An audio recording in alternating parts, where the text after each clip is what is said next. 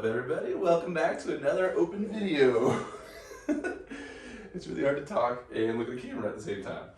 Whatever it is. Oh, so 21.3 and 4. Probably one of my favorite open workouts. I usually pick one each year. Definitely my favorite this year, but in my top 3 for all the opens so far. I was really hoping this year that they would actually do multiple scoring point opportunities each week. They only had this one, it's only had 3 weeks, so it gives 4 points, but if they had done it each time, we'd have 6 different points. And it could have been like 2 different Metcons, didn't have to be a lift in there, but I'm so glad they brought a really cool lift on there, and we're going to talk about that today. So if you haven't watched me before, I am going to give you guys some sneaky details about how I think you should approach the workout, maybe some stuff you haven't thought of, not the basic kind of, rest here and go hard. This one you just got to suck it up. Yeah, they kind of all are like that, right? Like you have to suck it up somewhat. Let's just jump right into it because I got a lot of stuff I want to cover. I did not use a whiteboard today. I just have some notes. So if you're missing the whiteboard, sorry, you're going to miss out this time. But I am going to demonstrate some movements. So first thing, setup. Now, one of the things that a lot of people are like, what's the deal with the 8 feet? Why does it have to be 8 feet away? Is it, is there some strategic reason why they're doing that?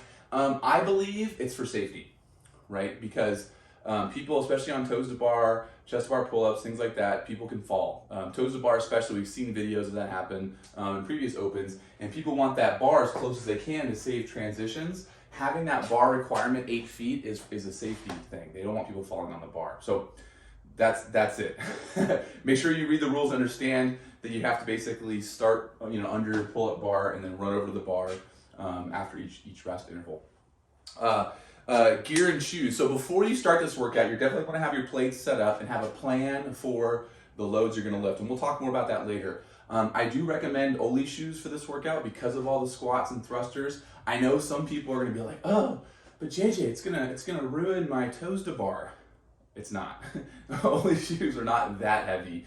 I guess you could just not wear them or have different shoes and then change later. After the first round. So you could change it. You could do one round without them.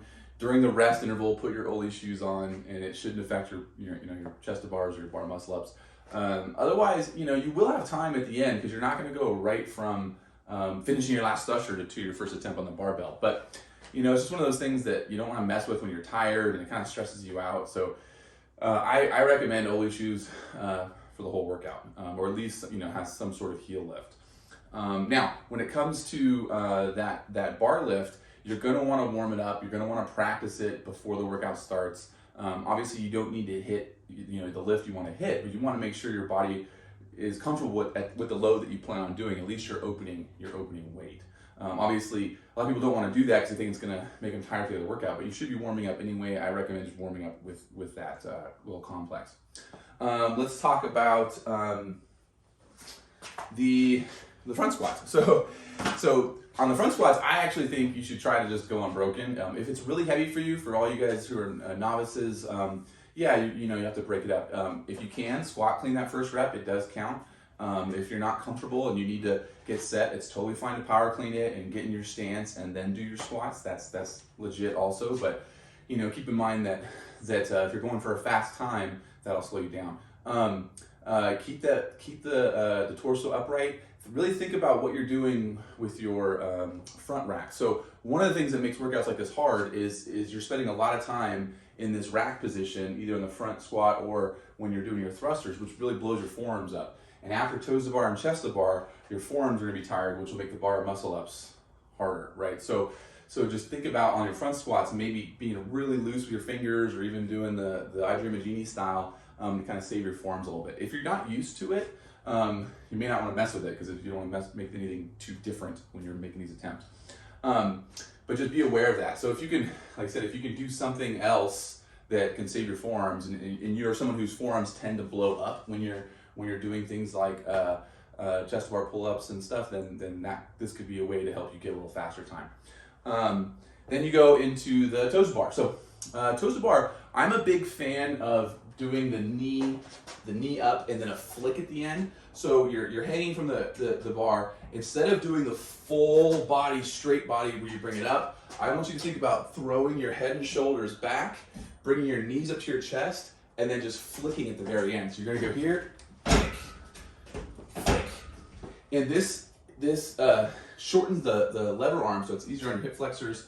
And if you do it right, they can be faster. So experiment with them. If you know how to do them, I would use this style. If you're not really comfortable with them, then maybe again don't change too much.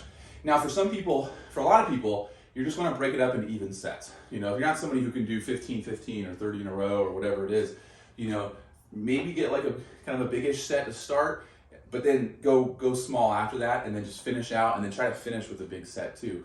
Because toes to bars are one of those things that it's easily to hit failure, or you get no rep or whatever, and that's something we definitely want to avoid. So I would pace it out. Now, if you're feeling good at 25, just go for the end, right? If you know you can hit it. That little bit of pacing there will also help your pull-ups on the next round. And if you're just a little bit more rested when you do the thrusters, you can probably make up some time on the thrusters because you didn't destroy yourself trying to do big sets of toes to bar. Thrusters, right? Everyone's favorite barbell movement. So again, this you just have to hold. Now, if it's a very heavy thruster for you, so again, more for the beginners, you're going to want to break it up almost like a front squat into a push press, where you're going to rack it, right? So it's on your shoulders, and then you're going to do your front squat, and then you're going to really rocket it up, and then transition. You'll have to transition that grip. Now, for people where this is a lot lighter, what I want you to try to do is hold the bar the entire time in your hands and use less of a rack. And then you want to think about falling. You want to pull the bar down and go with gravity. If you're going with gravity, you're doing less work, and then you can bounce out of the hole and come right back up again. This only works if you have a very upright torso. If you tend to do your front squats where you're leaning over, now you're here and you can tweak your back, because all that weight is falling from, if you're my height, 8 feet, and then it's crashing down on you like this, and you have if your back isn't perfect and it's at a weird angle. So only do this if you can maintain that super upright torso. So then, as soon as you're done, you get a minute rest. Move around, right? You don't want to just stop and sit and lay down. Move your joints, move your limbs. That's going to help you recover for the next round. You want to get the blood moving when you're doing this. So, and the fluids in your body to help kind of get some of those byproducts out and get fresh stuff in. So try to move. I wouldn't get on a bike or anything like that, but just move your arms, move your limbs. Really focus on your breathing. Deep nasal breaths if you can, as soon as you can, because breathing through your nose helps calm the nervous system down, and that should help you recover, bring your heart rate back down. All right, then we go into round 2. We do the front squats, then we do chest to bar pull-ups. Now, one thing I will mention on the toes to bar too is if you're really struggling with toes to bar, just go get through your front squats and then see what you can do, right? If this is why we practice it, this is why we have skill work that work on all this stuff outside of workouts, is so that you can practice this. Because if you can do one toes to bar and just keep hitting one toes to bar, you could probably finish at least one round. Same thing with the chest to bar. If you get through the toes to bar and you get into round 2, if you can do singles, you can still finish that second round. It won't be I feel like that much of a metcon, but you can still go fast on the front squats and the thrusters and try to get that best time. So don't be too disheartened if you can only do singles. And if you're still struggling to get your first one, this could be the moment. In the past, they didn't have the rules set up for the toes to bar like they do now, where basically if you could get like a running start, that momentum to carry your legs forward, you can get that at least one rep on the board. But right now they want you to hang and pull your feet back, so it's a little bit trickier on that. Now, one thing that kind of works, and I mentioned the heavy shoes earlier, sometimes having heavier shoes can actually help you carry that momentum if you're really close, if you can really, again, swing those legs, and that extra weight on the shoe can get it up there. Some people struggle with toes to bar too if they have mobility issues. So you want to make sure you're stretching out so you can actually get that leg up high. And then I'll mention this in the write-up, but always point your toes. If you take your leg and you swing it like this and you dorsiflex, you bring your toes toward you, then you're going to feel all this wind up. But now if you point your toe, you can see how high the leg goes, right? There's like no resistance there.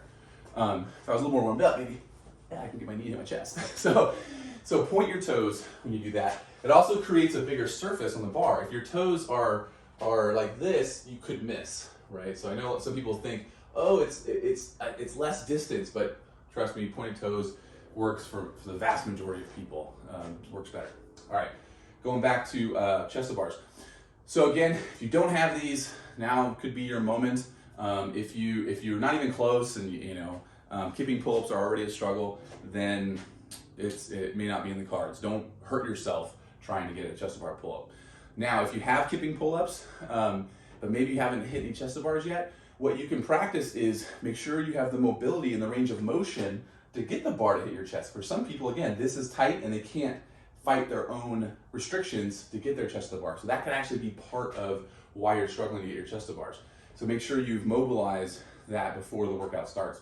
And the other thing I like to tell people with chest to bars is you want to think about driving your elbows behind you when you do them.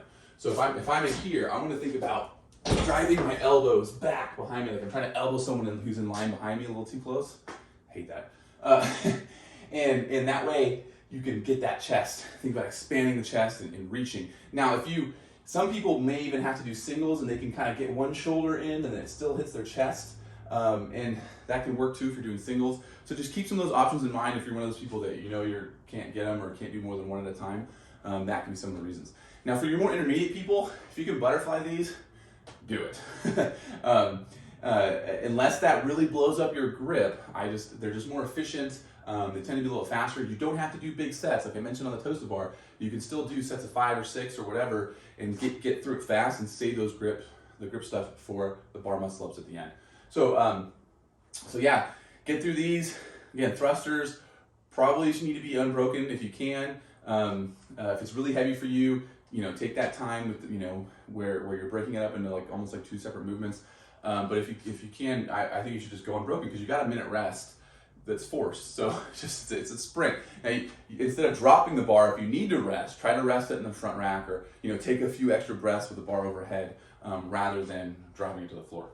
All right, so then you finish your last rest, you do your front squats again, and now we're on to bar muscle ups. Now, a lot of you don't have bar muscle ups and you're hoping that this will be the moment. This will be it, I'll get my first bar muscle up. Don't put that kind of pressure on yourself, okay? If you haven't been practicing the drills and haven't been doing it like we do in the programming or whatever gym you're at, it's dangerous to try to do it if you haven't been practicing. And what we see people do the chicken wing. So they're coming up and they try to get one arm over, and that's really, really bad for the shoulder, right? You can tear things, it's bad. So don't do the chicken wing as much as you can. Now, if you happen to get up there and you get one with the chicken wing, awesome, stop. You're done, you got one muscle up, you're gonna beat everyone who didn't get any muscle ups.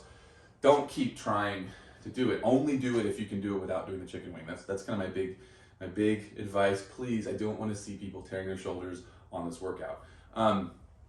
So the biggest thing though with bar muscle ups, and unfortunately I would hit my head if I did them in here, is you want to think about getting your body as high up to the bar as possible and flat like this. And I'll demonstrate in a second some of this. But basically, the more you can get your body up and flat, that's less distance to then shift over to get over the pull-up bar.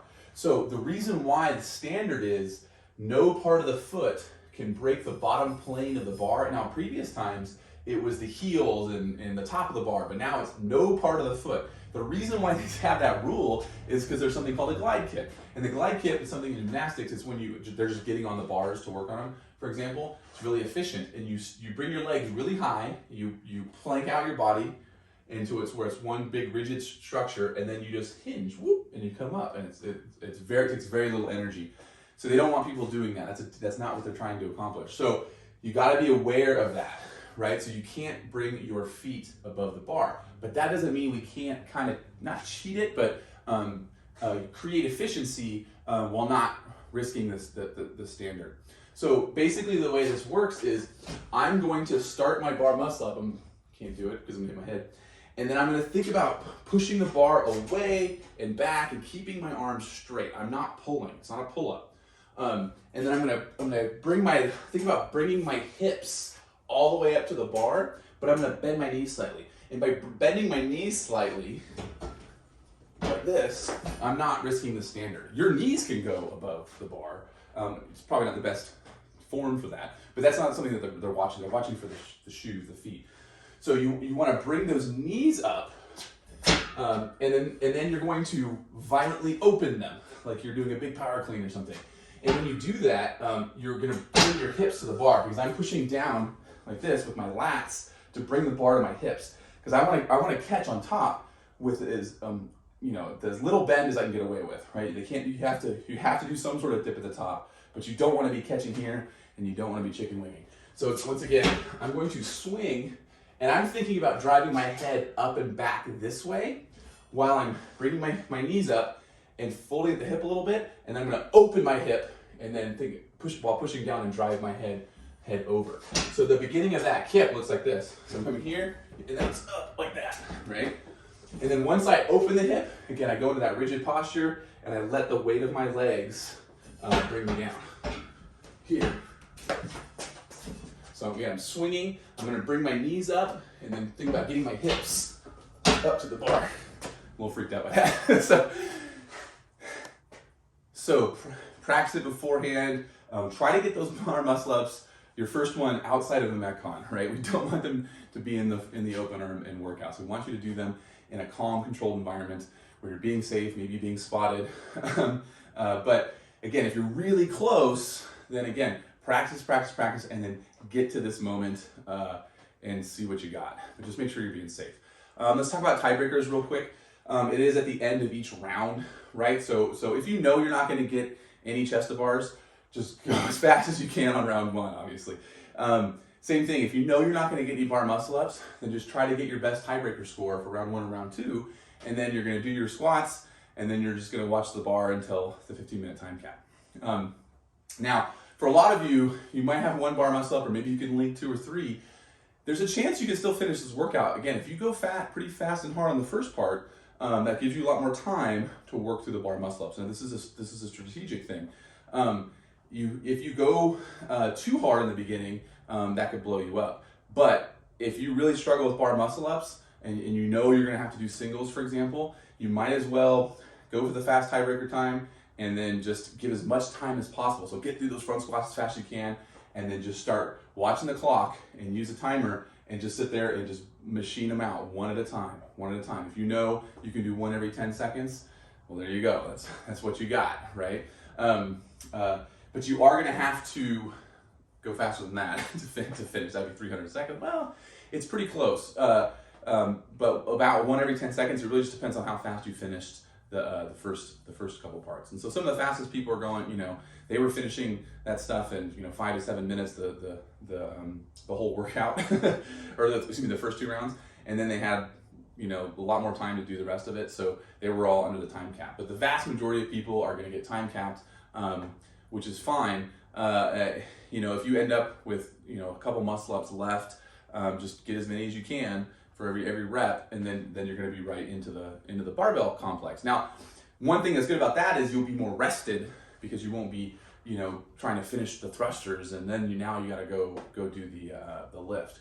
So if you're taking your time on the bar muscle ups just to get as many as you can, that means you'll be a little bit more fresh for the barbell lift. All right, so let's say you finished either on the round 2, and then you did your front squats, and then you're done, or you got a couple bar muscle ups in, or you got your first one because you were ready before this. Then, or you finished, right? You finished that last set of thrusters. Obviously, you need to go as fast as you can. It's for time if you can. Now you go right into the 7-minute timer for the barbell complex. All right, so let's talk about the barbell complex. After you finish the workout, or at 15 minutes. Now remember, if you didn't finish, if you didn't do any bar muscle ups, or you got stuck on chest to bars or whatever, you still have to wait till minute 15 before you go. Now that's actually kind of cool. You can rest. You can go get a drink, take a selfie. I don't know. But you could also do the lift. It just won't count, right? So you could. There's nothing saying that you can't start I don't think you can load the bar. So you need to have the bar at 95 pounds. The 7 minutes needs to include the loading the bar. You might want to check the rules on that, but that's how I interpret it. But you could have another barbell somewhere, or you could load your bar up and do a couple attempts just to see how you feel and get used to it, and then put the bar back to its original position, and then at 7 minutes, load the plates and do your first attempt. So just think about that. So again, thinking outside the box a little bit. If you just finished round 1 or round 2, and you're just waiting around, and then you have 5 minutes to wait until your 7 minutes starts. Again, rest, mobilize, get ready, do a few attempts, practice. There's nothing saying that you can't do that that I've seen. So again, always review the rules. It's got to be all in one complex. We know that. You have to change your own weights. It needs to be the same bar that you use for the rest of the workout. And once again, the reason why the 10 foot or the 8 foot was there was for safety reasons. Your tie break is the first part score. So if you get the same weight as somebody, I thought that was pretty cool. No repeating the jerk. Well, let's just go over the movements. So, and how I think you should approach it. So, with workouts like this, you're gonna need a couple minutes rest, right? If you finished the bar muscle ups and the thrusters, you're gonna need a couple minutes rest. If you've been waiting around for 5 minutes, you can go right into it, right? You just gotta load it and hit it. Now, that being said, you wanna pick a load that you can hit and just get points on the board. It's really risky for people who aren't very experienced and have done tests like this to hit a big load on the first attempt. Remember, this isn't just a 1 rep, this is a complex. So you need to take that into account. You need to feel out how your body's doing. Yeah, you pay a little bit of a time and energy penalty, but mentally, it's so much better to just get that first load and get points on the board. And then it's like, okay, now I'm gonna go for a more legit attempt. How'd that feel? Well, originally, I just did 100. Now I'm gonna try for 115. That was the plan, but it felt really good. I'm gonna do 125. Make sure you got the little coin plates so you can do lots of small changes too. Obviously, try to do it where you can just load, just keep loading on, not taking plates off and then putting new plates on. If you can just throw more plates on, that's gonna be best. But have that planned out ahead of time. Know what your first rep's gonna be, know what your second attempt's gonna be, know what your third attempt's gonna be, and then obviously you can change it based upon how you feel. And then maybe a 4th attempt. I think most people should go for at least 3 or 4 attempts, especially if they didn't finish the Metcon, right? Because like I said, everyone else is gonna have to wait till minute 15 and you're gonna have lots of rest. So within, you think about that, so you need a minute to 2 minutes between attempts. And that should give you enough time, right? So 4 attempts, if you started right at 0, or right after you do the first plates, and at the very end, if you started the lift before your time was up, right? So for example, if you went to 15 minutes and I guess 22 minutes would be the end of 7 minutes, and you pick that first deadlift up right before the time's up, you can finish your complex, which I love. I think that's awesome.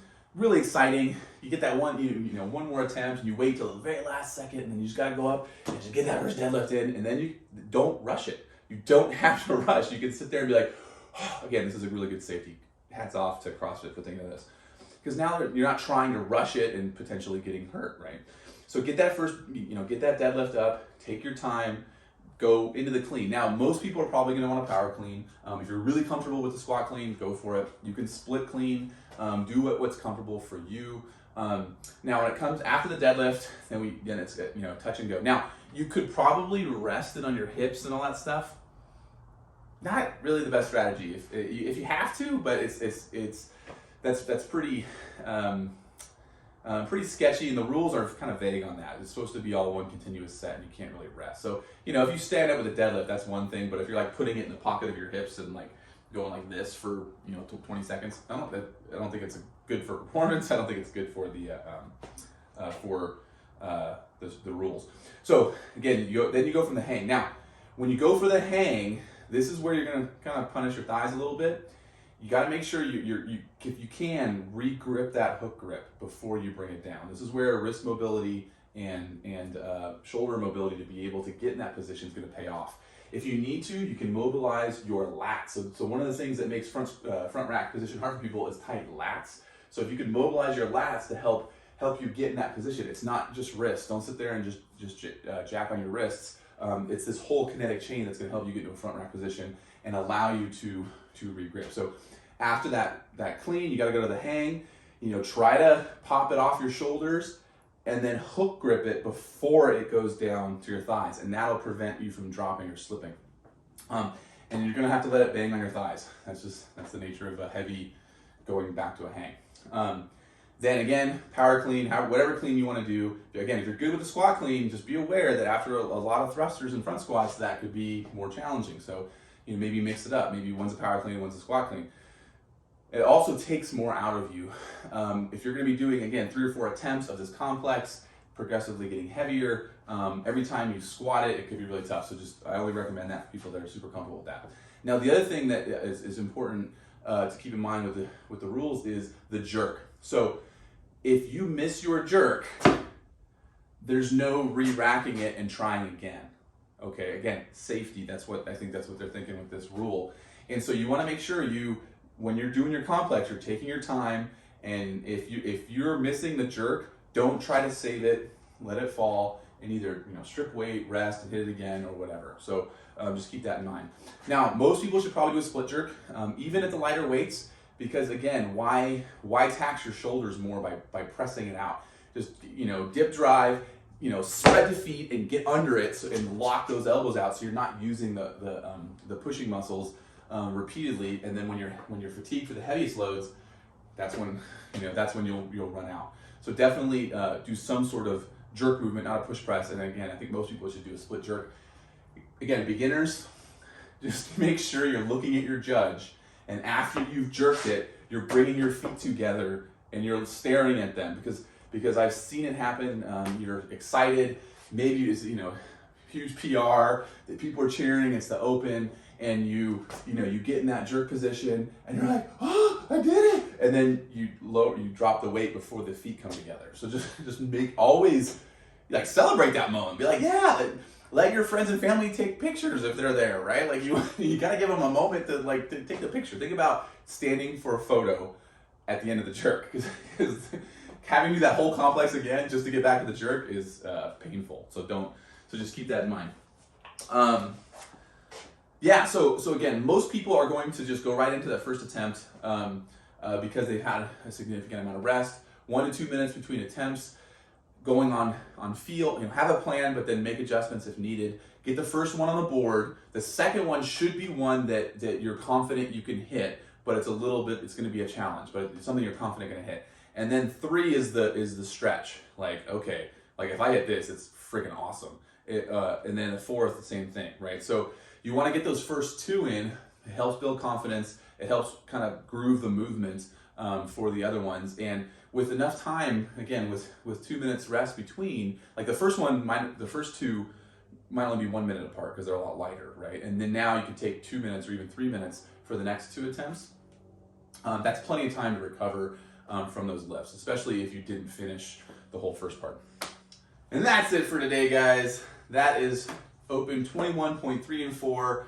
Good luck, have fun, be safe, and what a great year this has been. Great finish to this year. So pretty cool. I'll see you guys in the next video. Don't forget to hit like and subscribe and all that jazz. That's stuff that all the YouTube people say. I feel obligated to say it now. And see if I can. I'm gonna get out of here. Thrive home.